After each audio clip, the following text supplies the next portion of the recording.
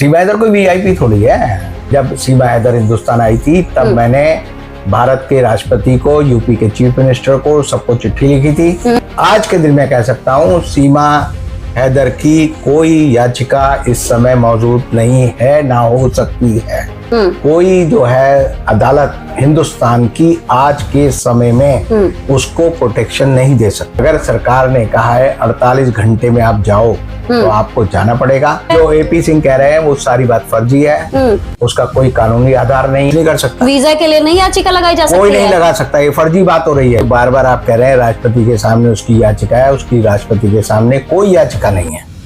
तो सबसे बड़ा अपराध है कि वो हिंदुस्तान में रोजगार कर रही है, पैसे कमा रही है, चाहे यूट्यूब चैनल से कमा रही हो, या अगर आप ये कहें कि अदालत में उसका मुकदमा चल रहा है, चार्जशीट फाइल नहीं हुई, तो मैं आपको भरोसा दिला सकता हूँ आने वाले 100 साल में भी उत्तर प्रदेश की सरकार सीमा हैदर को हिंदुस्तान में रखने में, सीमा हैदर कोई अंतर्राष्ट्रीय अभिनेत्री नहीं है, अंतर्राष्ट्रीय हस्ती नहीं है। और सीमा हैदर के चिकने गालों को देखकर पासपोर्ट एक्ट और सिटीजनशिप एक्ट चलेगा, या देश में सनातनी होना या हिंदू होना या फलाना चलेगा। रिवाज के साथ शादी की, उसके बाद उसको प्रेग्नेंट हो गई, फिर बच्चा हो गया, मतलब स्टैंप मुहर सब लग गया इस आधार पर। आप पासपोर्ट एक्ट की बात कर रहे हैं तो जाके सुप्रीम कोर्ट में दायर याचिका करें, कहे कि नहीं जाएगी सीमा हैदर। मैं भी तो यही कह रहा हूँ, ये सारी जो जांच एजेंसी है ये फर्जी वाला चल रहा है देश में। मैं नहीं लेता, आप मुझे मूर्ख समझते हैं। मेरे पास यही काम रह गया, मैं कोर्ट का सहारा लूं, मैं पहले वहां जाऊं। तो मैं यही तो कह रहा हूं, वो सरकार की एजेंट है, इसका सीधा मतलब समझो ना। वो यूपी सरकार की एजेंट है, भारत सरकार की एजेंट है, मैं कहता हूं रॉ की एजेंट है। तो फिल्म चल रही है, तो फिल्म चल रही है, तो फिल्म चल रही है। नमस्कार, स्वागत है आप सभी का बजाते रहो भारत न्यूज में। आज जहां देश में पाकिस्तान का टॉपिक हर ओर चल रहा है, वहीं दूसरी तरफ एक मसला कि 48 घंटे में सारे पाकिस्तानी जो हैं अपने देश वापस चले जाएं। अब 48 घंटा भी निकल गया। 48 घंटों में न जाने कितने सारे पाकिस्तानी, चाहे वो महिलाएं हों, बच्चे हों, पुरुष हों, सभी रोते बिलखते अपने देश पाकिस्तान पहुंच गए। लेकिन एक सवाल आज भी बना हुआ है कि सीमा हैदर क्यों नहीं डिपोर्ट हुई पाकिस्तान, क्योंकि उसके पास तो अभी तक यहाँ का कोई लीगल रीजन ही नहीं है कि वो यहाँ रहे, क्योंकि अवैध आई है भारत में 4 बच्चों के साथ। तो जिसकी नेशनैलिटी पाकिस्तान की है, अपने 4 बच्चों के साथ वो यहाँ रह रही है, आखिर उसको क्यों नहीं भेजा गया? ये सवाल जो है पूरा का पूरा हिंदुस्तान भारत सरकार से पूछ रहा है, मोदी सरकार से पूछ रहा है। तो थोड़ा हम इस पर लीगल एस्पेक्ट से बात करेंगे। हम जानने की कोशिश करेंगे कि जो दलीलें सीमा हैदर के वकील दे रहे हैं उसमें कितना दम है। तो आइए सबसे पहले स्वागत करते हैं रविंदर जी का। रविंदर जी हाई कोर्ट के सीनियर लॉयर हैं। सर, आपका बहुत बहुत स्वागत करूंगी मैं। रविंदर सर, ये बताइए कि सीमा हैदर का जो मसला है वो पिछले 2 साल से चल रहा है, उसके ऊपर अभी तक विराम लगा नहीं। अब जैसे ही ये पाकिस्तान का जो ये मामला आया तो उसमें हम लोग बिल्कुल निश्चिंत थे कि अब सब निकलेंगे तो ये भी निकल जाएगी। लोगों ने कहा कि कोई ऐसा मतलब कोई जरिया ही नहीं बचता है जिससे सीमा हैदर यहाँ रुके। लेकिन 48 घंटे बीतते हैं, 48 घंटे बीतने के बावजूद सीमा नहीं जाती है। तो उनके वकील आते हैं और कहते हैं क्योंकि इसका मामला जो है राष्ट्रपति के सामने विचाराधीन है, इसका मामला कोर्ट में है, एटीएस जांच कर रही है, ये तमाम जो उन्होंने विकल्प रखा उसकी वजह से सीमा नहीं जा रही है।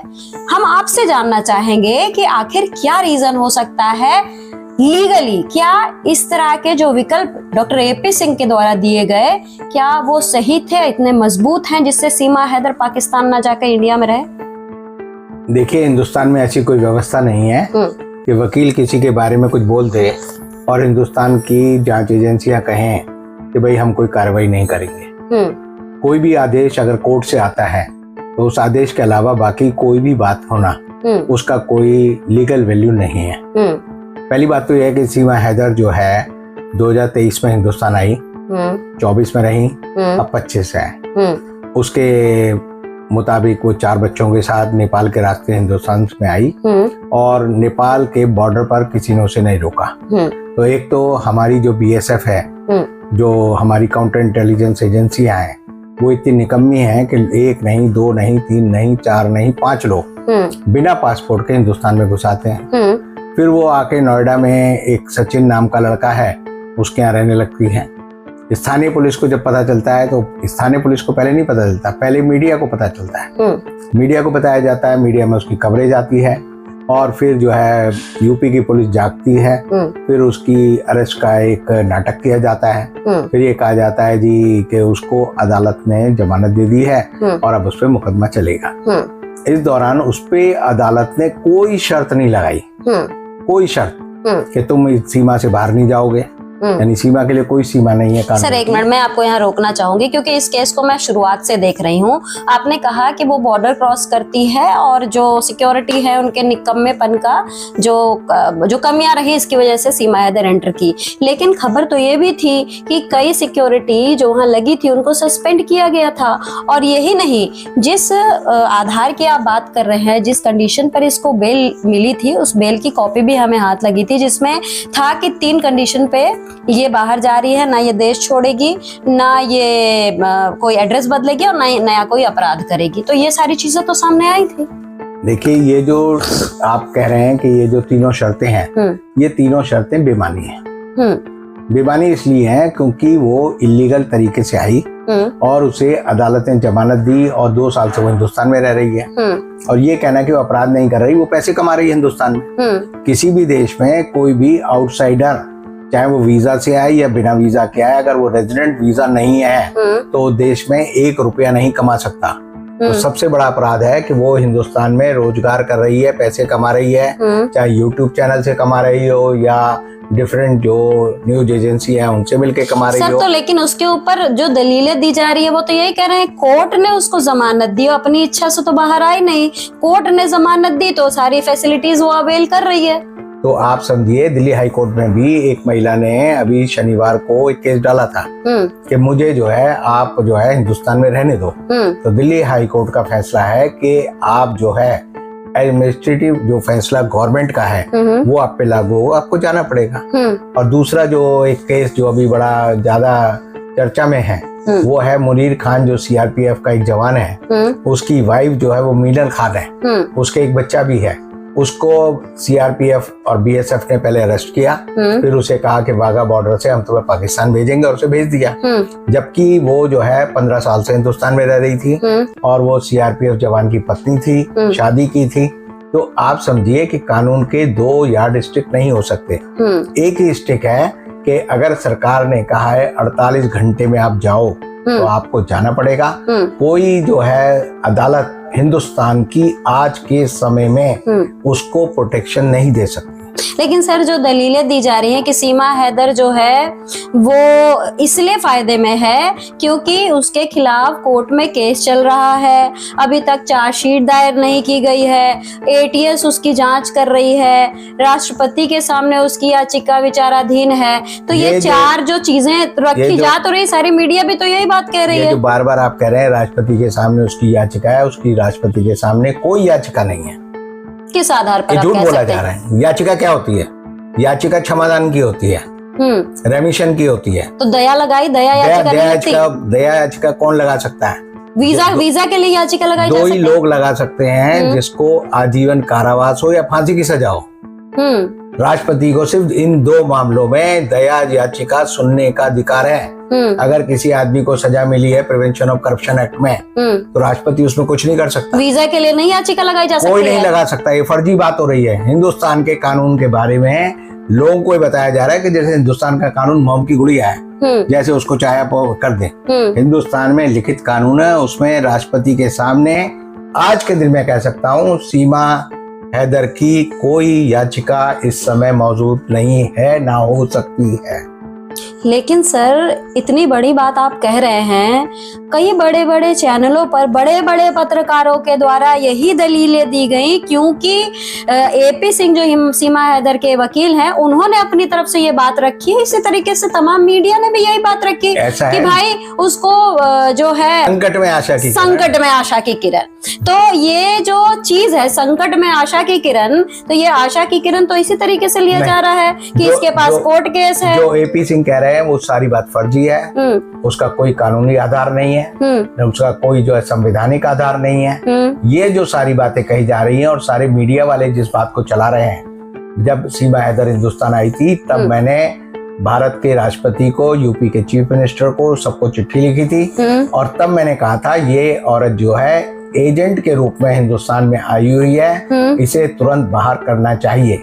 अगर आप ये कहें कि अदालत में उसका मुकदमा चल रहा है, चार्जशीट फाइल नहीं हुई, तो मैं आपको भरोसा दिला सकता हूँ आने वाले 100 साल में भी सीमा हैदर के खिलाफ चार्जशीट फाइल नहीं होगी। आखिर क्यों, क्या कारण है? यूपी पुलिस बेईमान है, यूपी पुलिस निकम्मी है। यूपी पुलिस को उसके आला जो नेता हैं, अफसर नहीं कह रहा मैं, नेताओं ने कहा हुआ है कि इस औरत का हिंदुस्तान में रहना भाजपा के फायदे की चीज। सर लेकिन एक बात बताइए, मैं थोड़ा सा मतलब पॉलिटिकली नहीं जाना चाहूंगी, हम थोड़ा लीगल एस्पेक्ट पे इसलिए बात कर रहे हैं क्योंकि जो हमारे दर्शक हैं वो भी जानना चाहते हैं कि इतने सारे लोगों को पकड़ा गया, पाकिस्तान भेजा गया, उसमें यह भी सूचना मिली कि यूपी में 1500 से ऊपर इलीगल पाकिस्तानी रह रहे थे, उनको भी पकड़ा गया, उनको भी भेजा गया।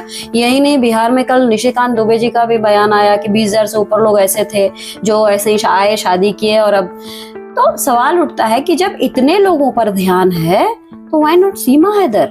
सीमा हैदर कोई वीआईपी थोड़ी है, सीमा हैदर की अपनी कोई हैसियत नहीं है। वो एक अवैध रूप से हिंदुस्तान में घुसी हुई एक महिला है और उसका क्या डिजाइन है ये मैं नहीं कह सकता, लेकिन एक बात कह सकता हूँ कि हिंदुस्तान में वो रोजगार कर रही है, पैसा कमा रही है और यूट्यूब चैनल में उसका जो हिस्सेदारी है या जो उसका रुख है उसके हिसाब से मैं आज के दिन ये कह सकता हूँ उत्तर प्रदेश की सरकार सीमा हैदर को हिंदुस्तान में रखने में ज्यादा इंटरेस्टेड है। लेकिन सर ये मैटर जो है, मैटर बताया जा रहा है कि ये यूपी सरकार के तो हाथ से निकल चुका है, क्योंकि ये महिला इंटरनेशनल केस बन चुकी है और इस वजह से ये पूरा मैटर जो है केंद्र के हाथ में है। और अभी जो ऑर्डर पासपोर्ट एक्ट और आईपीसी में ये मुकदमा है और जो स्थानीय थाना है उसके अंतर्गत ये मुकदमा चल रहा है। तो ये कहना इंटरनेशनल इशू है।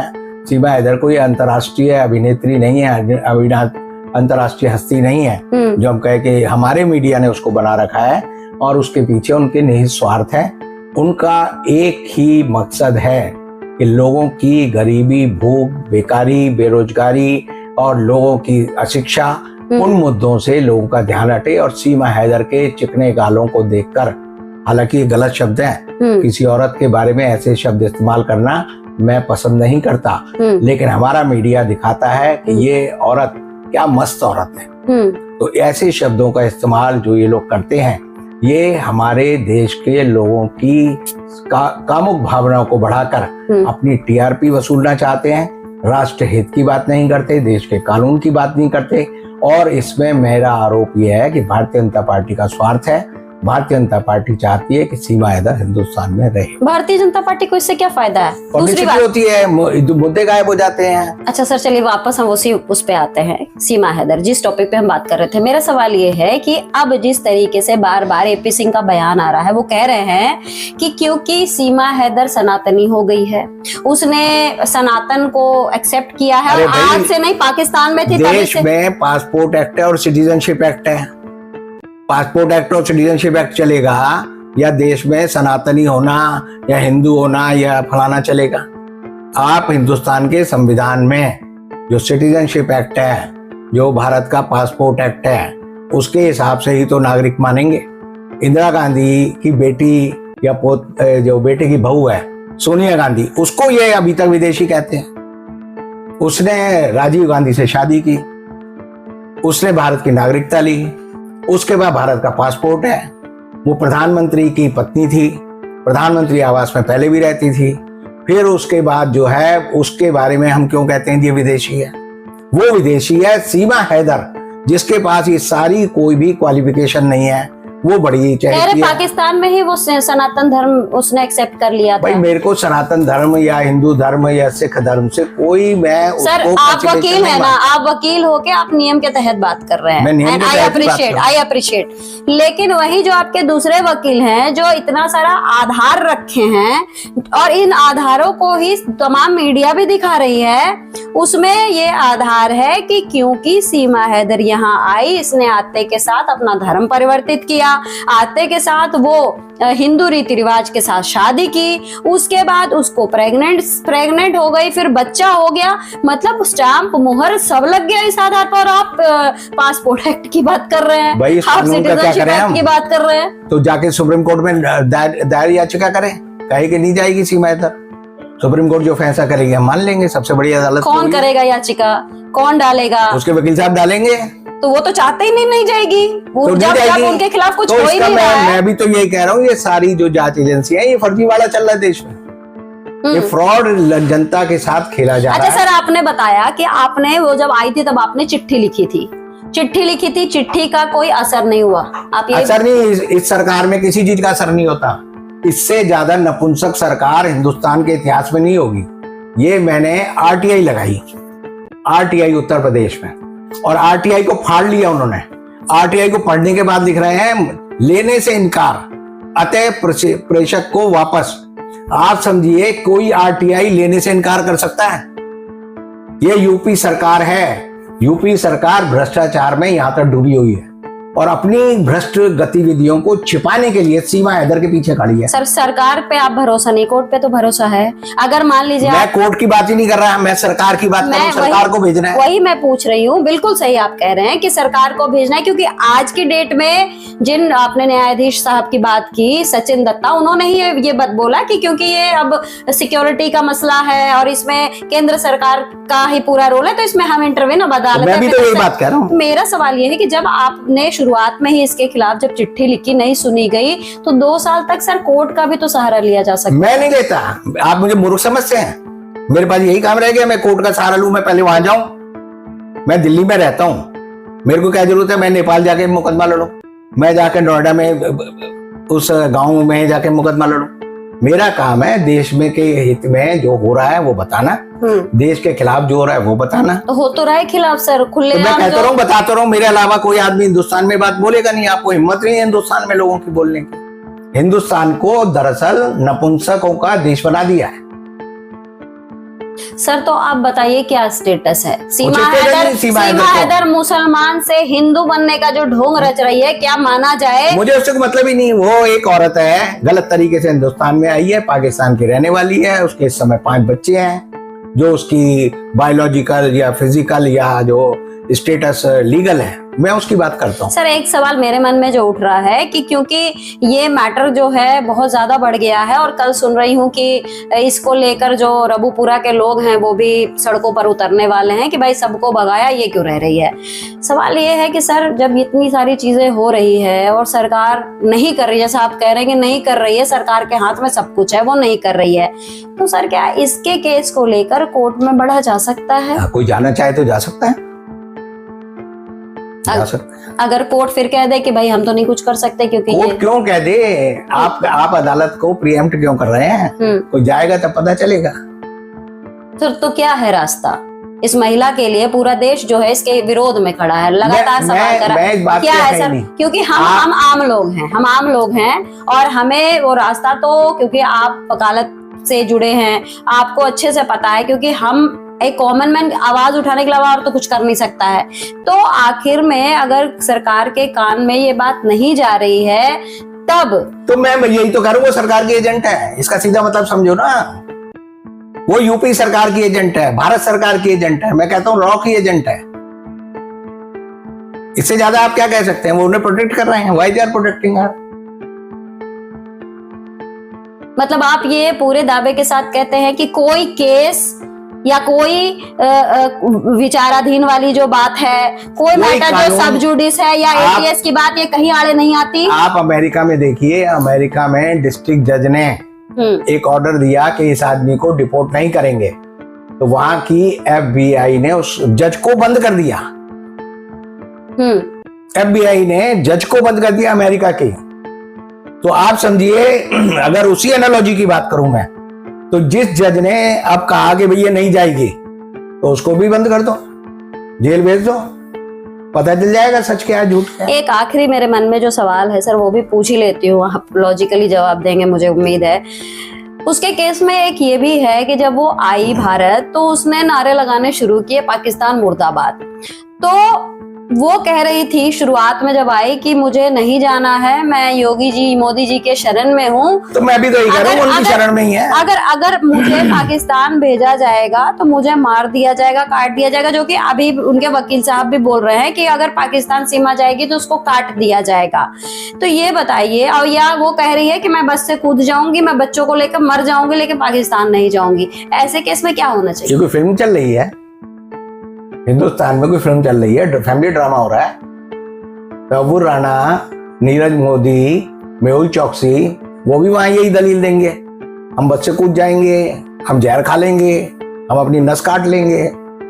कानून जो होता है वो तथ्यों के आधार पर चलता है, आपकी भावनाओं या मेलोड्रामा पे नहीं चलता। और कानून का एक मकसद साफ है कि समाज में व्यवस्था रहनी चाहिए, सबके साथ न्याय होना चाहिए।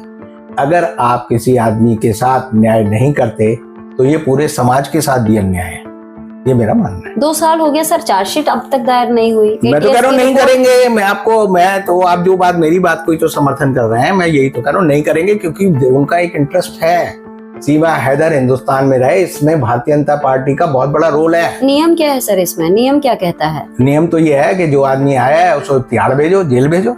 नहीं, मुझे ये बताइए कि चार्जशीट दायर होने का कुछ नियम होता होगा ना, कोई समय सीमा तो होती होगी ना? कोई समय सीमा नहीं होती, ये पुलिस अधिकारी जो होते हैं उनके स्वयं विवेक पर होता है। बोफोर्स में चार्जशीट जो है 1989 में FIR लिखी गई और उसकी चार्जशीट जो है 2014 में मोदी जी की सरकार आने के बाद पेश हुई। और उसमें ये आया कि भाई ये जो है ये अपराध नहीं हुआ। तो आप सोचिए 28 साल चला वो मुकदमा। तो ये जो लिमिटेशन है चार्जशीट फाइल होने की, वो कोई नहीं। तो क्या उम्मीद करें फिर? सीमा हैदर तो नहीं जाएगी, फिर आवाज उठाना ही बेकार है। मैं आपको ये बात नहीं कहूंगा, सीमा हैदर नहीं जाएगी। हिंदुस्तान के कानून में जान होगी, हिंदुस्तान के संविधान का कोई मतलब है, हिंदुस्तान की जांच एजेंसियों में कोई शर्म है, और भारतीय जनता पार्टी में देश प्रेम का इतना सा भी कण है तो वो जाएगी। और अन्यथा आप ये मान लीजिए, ना हिंदुस्तान के संविधान का कोई अर्थ है, ना पासपोर्ट एक्ट का कोई अर्थ है, ना देशभक्ति का कोई मतलब है।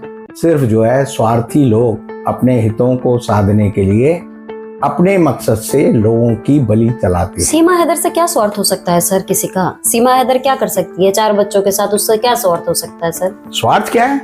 वो आपकी बाइट खाती है, आपका टाइम खाती है। 1 मिलियन व्यूअर हैं उसके, देखते हैं 4 दिन 24 घंटे हिंदुस्तान का सारा मीडिया सीमा हैदर को दिखाता है। ये तो उसको फायदा हो रहा है ना, सरकार को क्या है उससे स्वार्थ? सरकार को मैंने बताया तो मुख्य मुद्दों पर लोगों का ध्यान ना जाए, बेरोजगारी, महंगाई, अशिक्षा, स्वास्थ्य की कमी, उस पर ध्यान ना जाए, इसलिए लोगों की अटेंशन को डाइवर्ट करने के लिए इस तरह के लोगों को खड़ा किया जाता है।